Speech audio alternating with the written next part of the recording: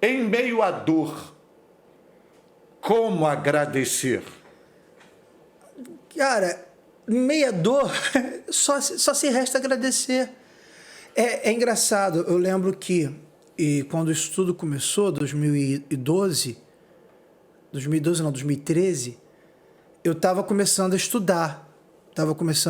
Deus tinha falado que eu seria pastor, sempre tive muito temor, não queria, mas eu comecei a estudar. Deus falou, eu vou na teologia, ajudava dentro da igreja, tem que estar pelo menos capacitado um pouco. E eu sempre gostei de estudar a Bíblia, por mais que não quisesse. Eu lembro que tem um texto em Atos, eu não lembro se é Atos 2 ou Atos 3, mas se eu não me engano é final de Atos 2. Depois que os discípulos, que os apóstolos são presos, que aí eles decidem que vão matar os apóstolos, e aí vem a palavra de Gamaliel falando, se for de Deus, não existe nada que nós possamos fazer para impedir esses homens de falar.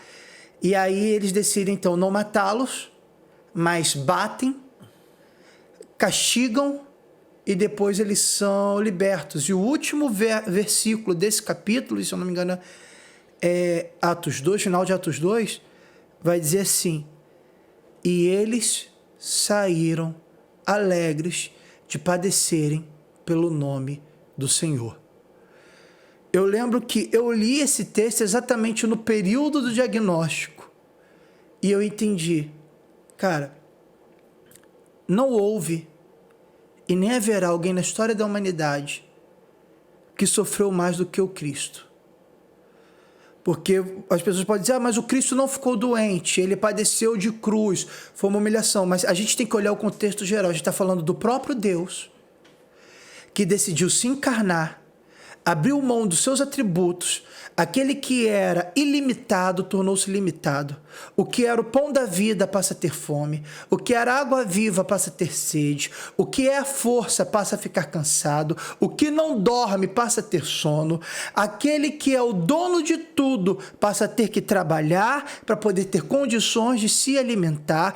Aquele ao qual é o verbo vivo, é a palavra, é o logos, passa a ter que aprender a falar. Aquele ao qual nunca teve necessidade passa a precisar de alguém para limpá-lo, precisar de alguém para... Ele passou tudo. E a Bíblia vai dizer que em tudo ele foi tentado. Então, ele sofreu, ele padeceu, porque a questão é, nós estamos aqui no nível de miserabilidade humana. Estamos vivendo essa miserabilidade por causa do pecado. Ele não... Ele é santo. E ele abriu mão de tudo isso para vir para cá, para padecer o que nós padecemos. Então, ninguém sofreu, no contexto geral, nada que se compare ao sofrimento do Messias. Nada, nada, nada. E aqueles ao qual o seguiram, principalmente os que deram continuidade direta ao ministério de Jesus, os apóstolos, somente um deles morreu de velhice, que foi João. Foi João. Morreu de velhice e preso. Fora isso, todos os outros sofreram, foram humilhados, castigados. Inclusive Paulo, como ele mesmo diz, vem como um abortivo, não era apóstolo direto de Cristo, mas o próprio Cristo chamou para ser apóstolo. É um cara que eu olho muito, porque Paulo me fez entender a diferença de projeto e propósito. Porque Paulo projetou a sua vida inteira. Paulo estudou na melhor escola, aos pés de Gamaliel, Gamaliel neto de Hilel. Então, Gamaliel foi sucessor de Hilel. Paulo, tudo indica que seria o sucessor de Gamaliel.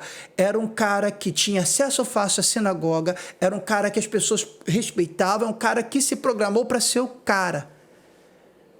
Esse era o projeto de Paulo. E dentro do propósito de Deus, o cara com cidadania romana, com cidadania judaica, o cara que ia, entrava, transitava, fazia, acontecia, vai ser despejado de tudo isso, passa a ser perseguido, passa a sofrer, passa a sentir dores. Onde entra, o que antes era respeitado passa a ser rejeitado. O que antes era ouvido, ninguém quer ouvir. O que antes era o cara, todo mundo menospreza. Aquele ao qual tinha tudo passa a ter nada, e ele passa a viver preso, viver pedindo ajuda, tendo que se virar. e dizendo que a alegria dele está no Senhor, que a força dele está no Senhor, que se ele tiver que passar bonança, ele passa, mas se ele tiver que passar fome, ele passa. Se ele tiver que estar saudável, ele fica, mas se tiver que ficar doente, ele fica. Se ele tiver que estar alegre, ele fica alegre, mas se ele tiver que ficar triste, ele fica triste, porque para ele não importa isso aqui. Porque o que para ele importa é Cristo. É Cristo. E a alegria dele é Cristo.